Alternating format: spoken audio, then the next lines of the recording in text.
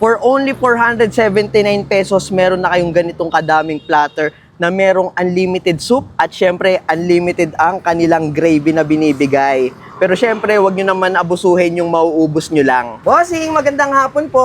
Yes, bossing. Bossing, mukhang masarap yung sinangag mo ha. Dito rin yung napanood ko, bossing, na ano ha, yung sobrang daming nakalagay sa isang plato.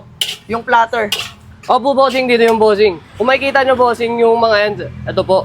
Ayan, ito yung mga nakalagay doon. Opo. Bali yung platter, wala yon, puro add-ons lang Puro yun. add-ons yung bossing. Ayan. Pag dinagdagan na ng pork chop, bossing, magkano na to? Bali yung bossing, pag ganyan lang po, tas may itlog, 119 yan, bossing. 119. Yes po. Pag meron ng yempo, Pag meron pang yan po, bossing, mag-add ka lang ng 85 pesos, bossing. 85 pesos. Opo. Pag nilagyan pa natin itong tosino natin, Sa tosino, bossing, pwede yan, bossing. Lalagay lang natin yan dyan. Dyan. Ang presyo naman yan, bossing, pag add-ons lang, 75 pesos lang po. 75. Eh, paano kung gusto ko rin magpa-add nito? To, bossing, special to. Crispy bagnet to, bossing. Crispy bagnet, 85 pesos lang po. 85 pesos.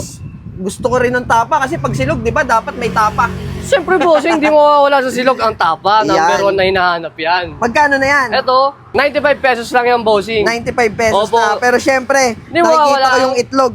Pinakit sa lahat. Hindi pwede mawala yan, ang itlog Ang natin. itlog, Nakikita nilagay sa lang gitna. natin sa napaka-konting rice namin, bossing. Grabe. Magkano na inabot to, bossing? Balikan yung boss, nag-range lang yan sa 479 pesos, bossing. Busog na busog ka na dyan. 479 pesos. Grabe, sobrang dami na. Good for sharing na. Kanin na lang ang kulang nito. Yung 479 pesos nyo, meron ka ng tapa, meron ka ng pork chop, liempo, at syempre, yung kanilang bagnet. Meron din yang tosino. Tikman muna natin yung kanilang kanin, nalalagyan natin ng tapa. Uy.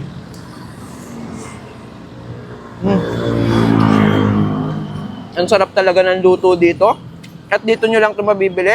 Sarap sa par. Dito yan sa may GMA Cavite. Kain naman tayo ng kanilang bagnet.